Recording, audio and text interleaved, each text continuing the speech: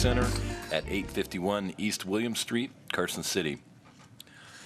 And first thing I'd like to do today before we have a roll call, we have a new member of the RTC, so I'd like to welcome Jack Zentino to the RTC, to my right, to your left. And it's a good thing that he is here tonight because otherwise we would not have a quorum. So, Kathy, can you do the roll call, please? Chairperson Bonkowski.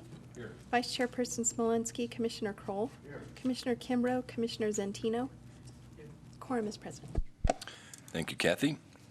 Moving on to item B, public comment. If there's any members of the public who wish to address the RTC, you may approach the podium and speak on matters related to the RTC. Comments are limited to 3 minutes per person per topic. If your item requires extended discussion, please request the chair to calendar the matter for a future RTC meeting. No action may be taken upon a matter raised under this item of the agenda unless the matter itself has been specifically included on an agenda as an item upon which action may be taken. Is there any member of the public that would like to speak for public comment at this time? Seeing none, we'll move on to item C, approval of the minute. Mayor, have you seen the minutes? I have, and I'd make a motion to approve the minutes of October 14th, 2014, or 15, excuse me. Do we have a second? Thank you. This is Jack. I will second. Great. We have a motion and a second. Is there any discussion? Seeing none, all in favor say aye. Aye. It's approved unanimously. Moving on to item D, agenda management notice. The chair may take items on the agenda out of order, combine 2 or more agenda items for consideration, and or remove an item from the agenda or delay discussion related to an item on the agenda at any time. Item E, disclosures. Is there any member of the RTC that wishes to explain any contact with the public regarding an item on the agenda or business with the RTC? No? No? Great. Moving on to item F, action items. The first item is item F1 for possible action, the election of officers of the RTC. Who's going to take that? Well, I will take it as I do every year, but as usual, there is not much more for me to say. The pertinent information is in the form. There's to be a chair and a vice chair elected, and Supervisor Bonkowski is currently the chair, and Member Smolinski is the vice chair.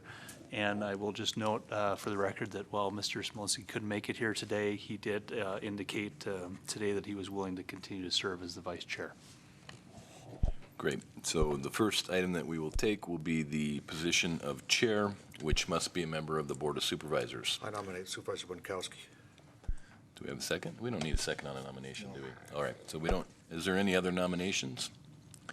Seeing none, all in favor, say aye. Aye. Opposed, nay. It passes unanimously. Then I will open it up for nominations for vice chair. I nominate the current vice chairperson, Jim Smolinski. Great. Are there any other nominations? Seeing none, all in favor say aye. Aye. Aye. Excuse me. Nays? Okay, passes unanimously. So we have a continuance of the current chair and vice chair. Moving to item F2 for possible action to approve the RTC chair to sign a community development block grant application to be submitted by Public Works for proposed improvements to Nichols Lane. Thank you, Dan? Mr. Chair. As we have for the past several years, Public Works Department is intending on submitting an application for the Community Development Block Grant. This year, we're applying for a project that's a little bit different than what we've done in the past. We've primarily tried to do sidewalk improvements. However, for this particular application, we are looking at proposed improvements to Nichols Lane between Highway 50 and Nye Lane. And just for reference, there is a map in the attachment there, but for the reference for our public, it's a north-south road a little bit west of Airport Road.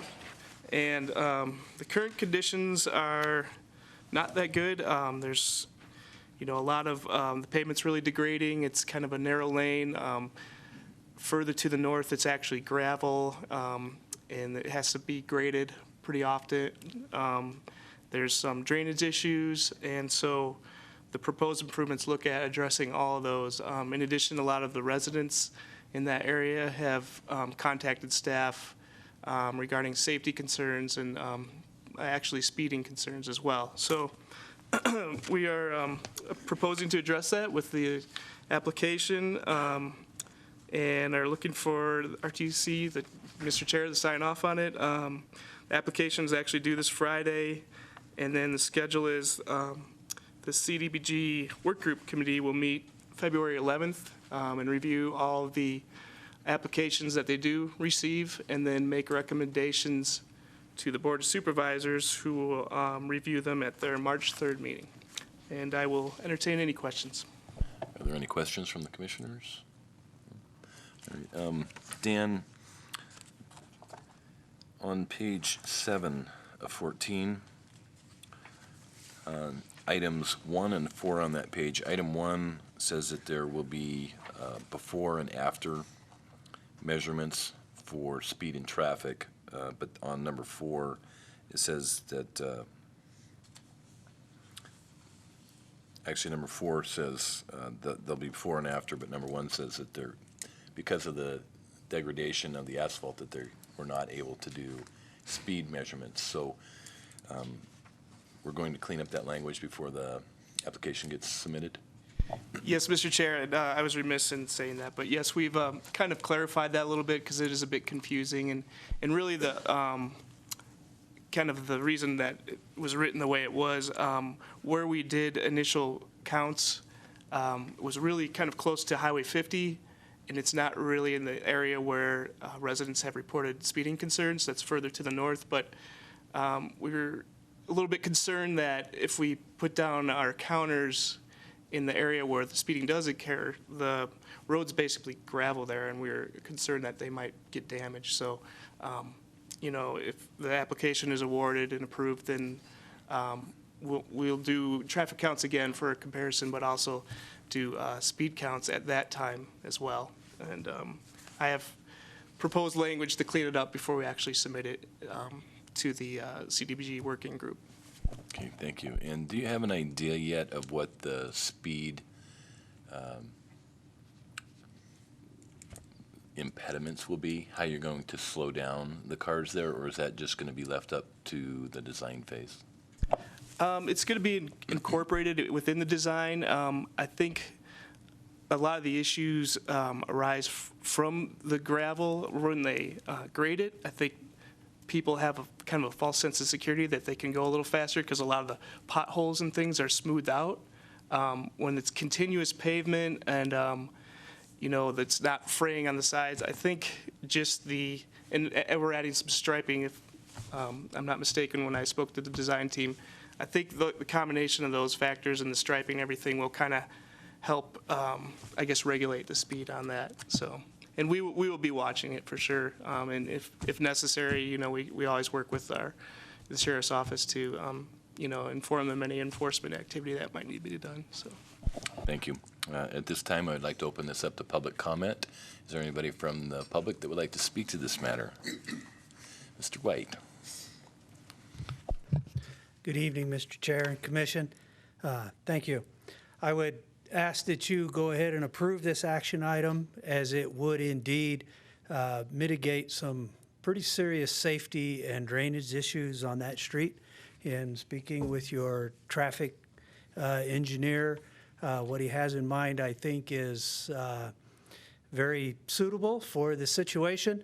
I had spoken with a neighboring property owner who now actually lives over in Fernley. He is in agreement as well with the general idea of what they're talking about right now.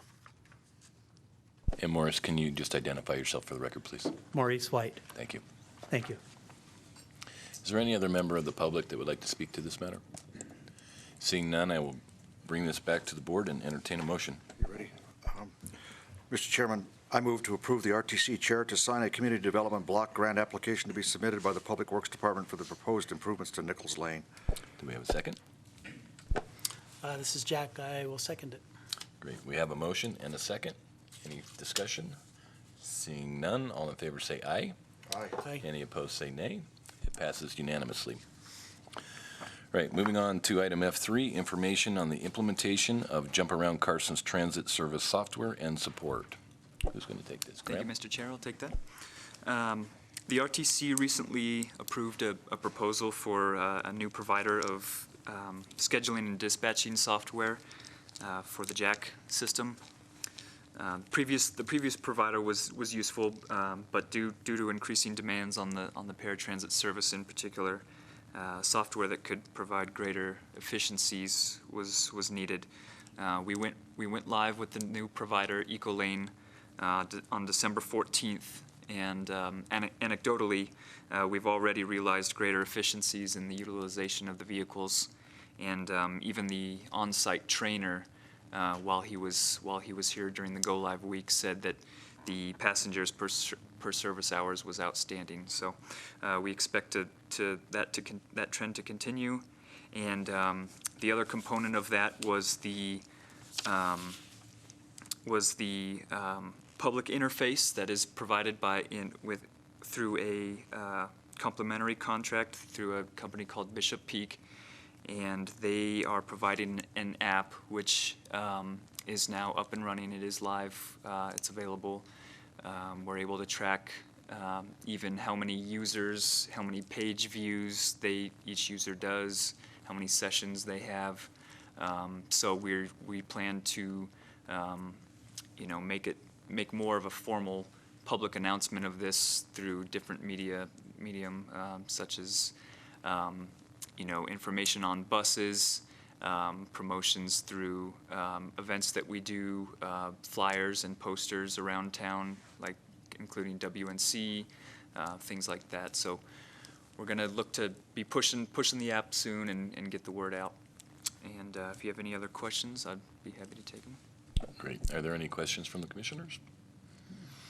I see none, so we'll open this up to public comment. Is there anybody here from the public that would like to provide comment on this item at this time? I see none, so this is an information item only. So we will move on to item F4, information on the Sierra Vista Lane Federal Lands Access Program, FLAP, grant that was applied for in May 2015. Dirk? Thank you, Mr. Chair. I'll take this one. So back in May of 2015, we applied for a FLAP grant, and FLAP stands for a Federal Lands Access Program.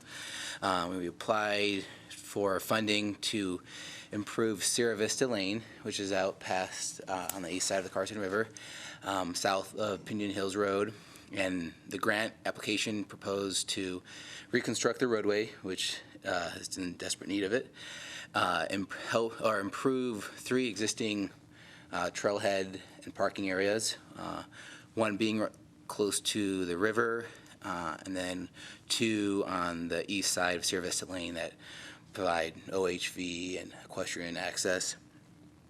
So I'm proud to present that mid-December we were approved for that grant.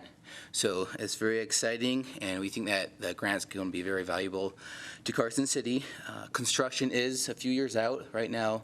The construction date is estimated to be around 2019, but that could move maybe a little bit closer based on comments that we got from Central Federal Lands staff. After scoping, the cost estimate has gone up a little bit. Our match is still 5%. And what's to come in the future is an agreement, and we're kind of just sitting and waiting. Central Federal Lands is going to put together a draft agreement, and then we'll bring that before you before final approval. And that will kind of set everything in motion and kind of solidify all the figures. So that's all I have to add on the FLAP grant, and I'm available for any questions. Any questions of the commissioners? Bob? Just briefly, any way we can speed that, any way that we could speed up the process? We hope so.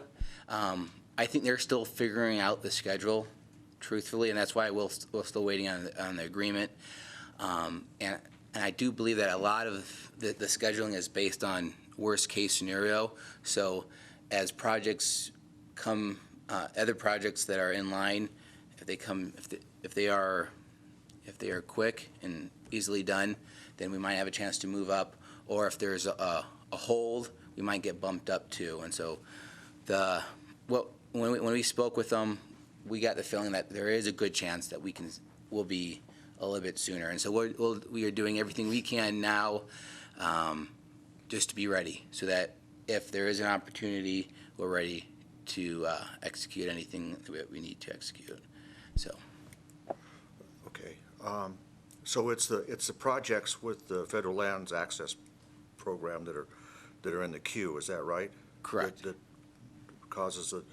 creates a timing issue? Correct. So the program. And let me just ask you, is that list, that queue, based on need or time of application, or, in other words, is there any way where, we can have maybe the chairman or send a letter that says, this is a pressing need out here, and move up on that list, or is that not applicable? I think it's possible. From my understanding, the way that the scheduling was created was the program and decision committee kind of took all the approved applications, and they had maybe a 5 or 6 year program, and they tried working them all into it. So I'm not sure if anything else went into that decision making besides that, but we're happy to talk with the project manager at Central Federal Lands, and we've been really receptive and kind of letting him know that we're ready. So. You have any questions? No. Just a couple of items, Dirk. First, this project is a little unusual because normally we would construct the improvements and then we would be paid on a reimbursement basis. In this particular case, we really don't do anything except come up with our match. The state will actually do the construction. They'll ensure that the project meets their specifications. So can you kind of walk us through how this is a different program? Central Federal Lands is a federal agency, and they're in charge of the western part of the United States, and so that's who we're dealing with, and they're based out of Colorado. And so they've done their project scoping, and after we got approval, so they're going to go into a design phase, and they're going to hire consultants and engineers to do the design, and we will participate in that process and provide local knowledge, but they do have to follow federal regulations, advertise, and go out to bid for all that. And then after the design, then they go into the construction part, and they have to do public noticing, and then they also, for the construction, they'll go out to bid, and again, will be included in that process. But it's all through private companies that the work is being done. But they are the project manager for the project.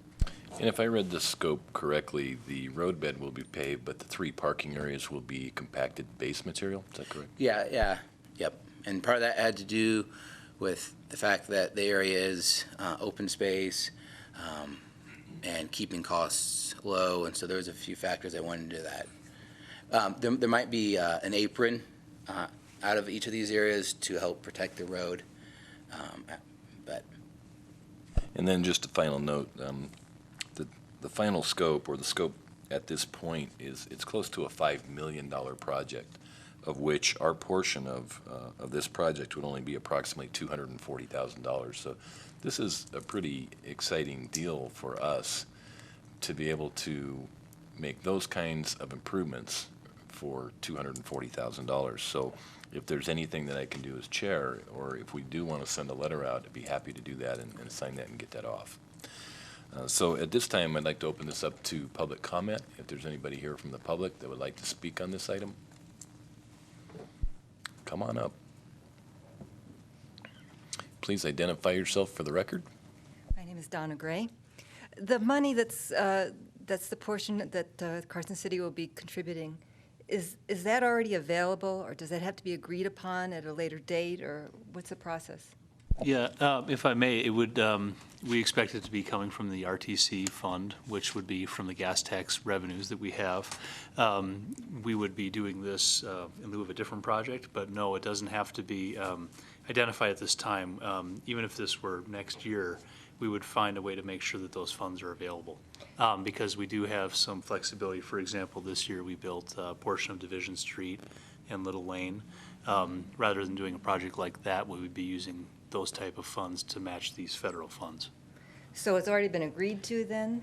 Well, On behalf of the city? basically, no further actions are required. It's, this, I mean, one of the reasons why it's been in front of this body is to make sure that, everyone is aware that this would be an expense that the RTC would undertake willingly and would plan for those funds to be available. So we at a staff level will make sure that as we go forward, that these funds will be available from RTC gas tax to pay our share.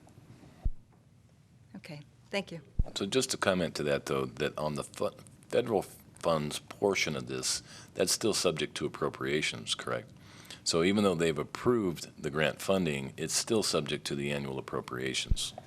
Well, yes, just like any federal funds, basically. Okay, thank you. Is there any additional public comment? All right. This also Mr. Chair. is an information item only. Mr. Chair, I add one thing. I would like to acknowledge Ms. Gray because she was a big help in getting the grant. She wrote some letters, and I think she was a big reason why part of this got approved. So I just wanted to acknowledge her and say thank you for her efforts. Thank you. All right. Come up to the mic and identify yourself, please.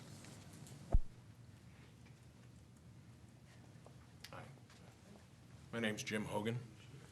So really, as we look at this project and look back, so many years as to that road has led into the Rio Vista, Sierra Vista neighborhood.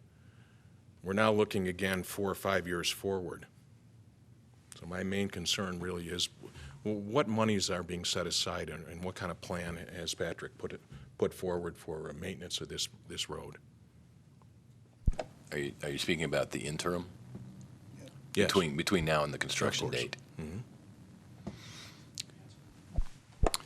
We, it's to go in and to patch up, there was some damage due to the flooding that went on out there, potholes, crack filling, that sort of thing.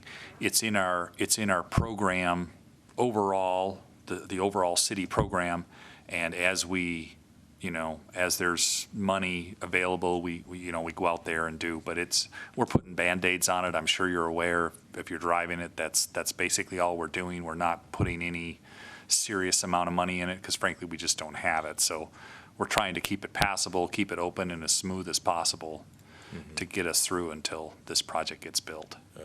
Can you specify any critical areas from that? I would not be able to answer that, but I can't. Are you talking about specific areas in the road that we're trying to address now? Yeah, well, I think that areas are more likely to fail than others. Okay, I can't do that just right here off the cuff, but I'd be happy to discuss it with you if I could get some of my staff together and we could talk to you about it and go through that. Patrick? Can you specify any areas that may be more critical than others? No, I don't think I can pick a specific location. We are actually looking at all the pavements of our city. We're dealing with over 274 miles of pavements, and we're finding areas on a bigger scale of there are numerous roads in the city that are at risk of failure in many different ways, frankly. And this is definitely one of the roads that has been identified in our system as obviously being seriously deteriorated. But no, there is not one specific area of, we might have a pothole here or there, or fall off. Right. Well, we've had several conversations. I don't know if you recall. One had to do with the entrance, that hill coming in, which recently was, I think, overworked, if you would, by potentially 100 truckloads that service the repaving of Deer Run Road, that resurface. If you know that the trucks came in down that hill and planted the material there, then the trucks worked up and down that hill, I don't know, for a week. Put a pretty good dent on that hill. And but my major concern, and others in the neighborhood who I've spoken to, is that there's a certain area there where you've done a lot of digging and you put a new culvert in, not a culvert, but a pillar that ties into the culvert. that's had to have been dug out a few times since the heavy rains we've had. It also has cutting on the finger cutting on the western edge of that curve, which, as I know, has been communicated to the city by a few of the members of my community. So the hill we can probably get by with, but I think that area, that curve I'm speaking of, really needs to be looked at. There's only one way in. If that ever fails, we get another big storm, I'm telling you, you need to go out there and look at it and think about it. There's a lot of finger cutting there. It won't take a lot to push that road out. As a layperson, I say that.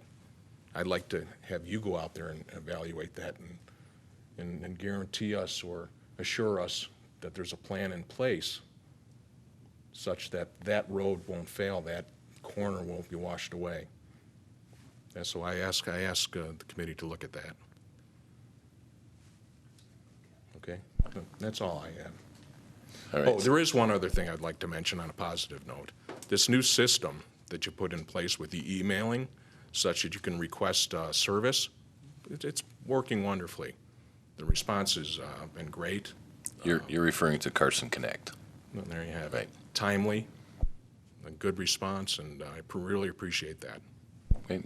Thank you. That's Thank good feedback to Right. get, and Yeah. I'm sure that Patrick will reach out to you to address your concerns. Okay, I Right. appreciate that, Bill. Thank you. So we are now on item F5, information on the operation of Jump Around Carson's updated Western Nevada College evening service. Thank you, Mr. Chair.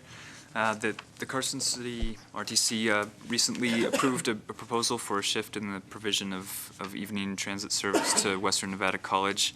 The service was originally implemented September of 2014 for the 2014-2015 school year.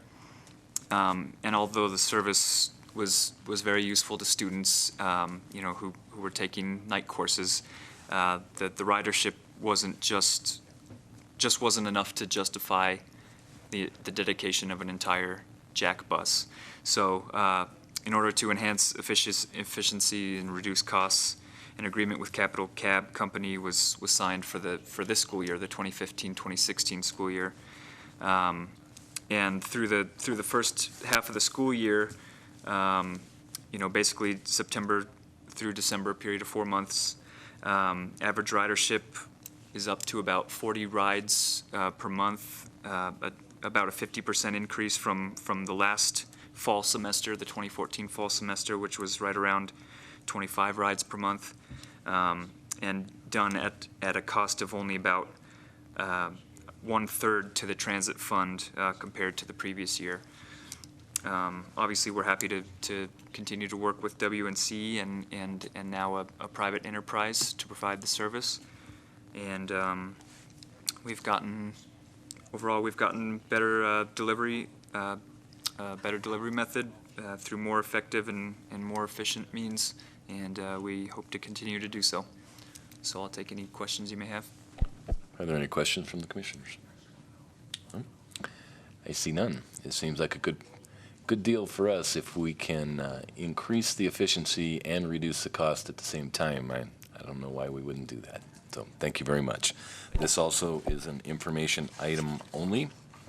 So moving on to item F6 for possible action, to approve the purchase of 3 street crew trucks, 1 street asphalt patch truck, and 1 slide-in sander with snowplow and controls through the state of Nevada's competitive bid list, NJPA, National Joint Powers Alliance, and HGAC, Houston Galveston Area Council, cooperative purchasing agreements for a not-to-exceed cost of $410,742.45 to be funded from the Street Fund Equipment Account from the fiscal 2015-2016 budget.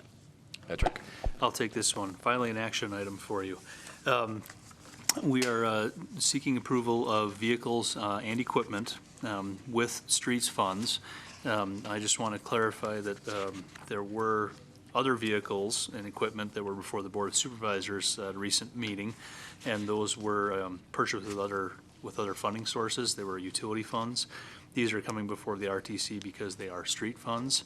As is noted in the in the forms. This was a budgeted cost. The actual amount budgeted for this fiscal year was $555,000. This cost of just over $410,000 is within that budget. These are all replacement vehicles. These are not expansions of our fleet, but replacements for aging vehicles that are out there now. Looking at there's a useful table. It's the last page of this report.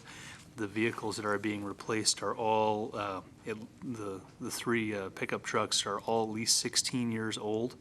One of them is 21 years old. Being purchased through the state bid, actually through a local vendor, which is a good result of this. The patch truck is the most significant of the items, also replacing something that's 15 years old and in need of replacement as well. That truck is actually useful to us obviously when making asphalt patches in the roadway. And will help us implement improvements such as those that are being funded by the general fund monies that are being sent over to the streets fund. And finally, there is a plow and sander, and just to be clear, this is not an actual snow plow. It's not the truck. It's the physical plow that is attached to the front of a truck, and the sander and associated equipment that goes in the back of a dump truck. That's what the $43,992 pays for. The truck that it will be installed in was actually approved by the Board of Supervisors last week with a separate funding source, actually. Having said that, I think that about covers it. Besides the fact that the explanation of impact, as the chairman rightfully pointed out before the meeting, it actually lists that the cost is correctly listed at $410,742.45.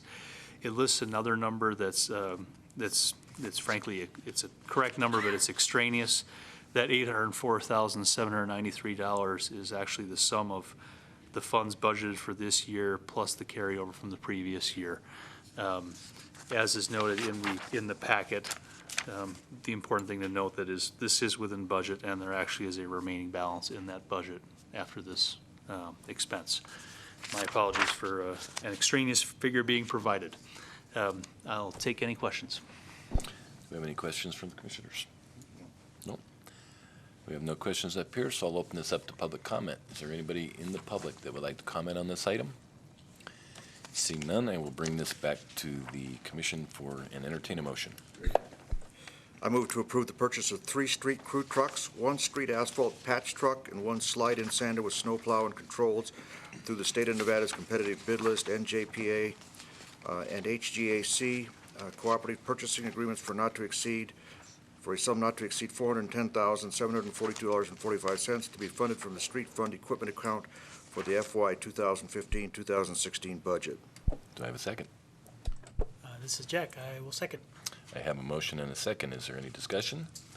Seeing none, all in favor say aye. Aye. Aye. Any opposed say nay. Passes unanimously. All right, we are on to item G, internal communications and administrative matters. First is item G1, street operations report. Who's going to take that? I'll just address items G1 and G2 unless there's something that one of the members would like to bring up specifically. This is just frankly our monthly reminder of the extensive amount of work that our street crews carry out on basically a daily basis. Everything from dirt road work to pruning and removing trees, street sweepers. I know I say this many months, but I'm always impressed by the number of sign work that we do out there, putting up and down the banner. And then, of course, in the report for the second of the 2 reports, then you actually get into snow and ice control, which is something that our staff has been kept busy with on several occasions now in recent weeks. So we appreciate all of their hard work, and we appreciate our public dealing with all of us out there controlling the snow for them. Any questions from the commissioners? No, I'd just like to say, unless you've heard something differently, I'd like to compliment the street crew. I mean, we've had a lot of different weather patterns come through here on a kind of an odd good day, then bad day, and then something like that. And I know you know, the timing and the coordination of how we do these things is difficult. But you know, I'd like to compliment your crews for doing that. Pretty good. The winter's not over either, so. And hopefully it won't be over for a couple months, so. Okay. They have some of them have a really interesting position where one day they're in a plow and a sander putting out cinders, and it could be very well the next day they're in a sweeper sweeping up those cinders, and it's just a constant process through the winter. But it works. Thank you. Are you going to take the project status report? Yeah, G3, working, of course, you know, many construction projects are impacted by weather as well, including our east-west water transmission main, but design continues on the Carson City Freeway multi-use path. The Y crack repair project is just as a reminder, that project is being funded by monies from the general fund. The project was awarded, so that we had that out of the way, and we're just waiting for weather to go out there and be able to take care of it. The Empire Area ADA Sidewalk Improvements Project, that one is, oh, there you go. So I was going to say, it's going to go out to bid this month. We expect to award it at our March RTC meeting. So we're looking forward to that. That is this year's project, and I'm proud to say that that's the only one that's hanging out there now is this year's project. All previous years have all been completed. Same with the next one, the Flashing Yellow Arrow Intersection Improvement Project. That is also going to be going out to bid here in the next couple of months. We're looking forward to moving forward with that for both improving our infrastructure at the intersections of Carson and Winnie and Roop and Robinson, but also for safety purposes, always important. And I'm pretty much taking care of my items for future meetings. Also to be before you here in spring is going to be a project to reconstruct a portion of Airport Road just south of US Highway 50. And I'll just note that the College Research Way intersection improvements, we're at about 60% design on that and moving forward as quickly as we can towards implementation in concert with the folks who own the Maverick gas station. Thank you, Patrick. So you covered some of our future agenda items. Do you have any additional ones? Actually, the three I was going to mention were, those construction projects I just mentioned are going to be coming up. And then the only two other items I have are that we are also going to be going out to bid shortly for the acquisition of two 35-foot buses for the Jack Transit System. Seems like we just bought some of those big purple buses, but they're already nearing the end of their lives on some of them. So we look forward to that. And then this is actually going to be a CAMPO item, but for general information, we do expect to have a CAMPO meeting next month, and a primary matter is going to be an update on the progress of the Regional Transportation Plan update. Thank you, Patrick. Do any of the commissioners have any future agenda items? No? All right, then we will move on to final commission comments. Do any of the commissioners have any final comments for us? I'd like to thank you for conducting a great meeting and welcome Jack to the frying pan. Thank you, Mayor. Now we're on item I, final public comment. Is there any member of the public that would like to come up at this time for the final public comment period? Seeing none, we will move on to item J for possible action adjournment. Do I have a motion to adjourn? So moved. We are done. Thank you all.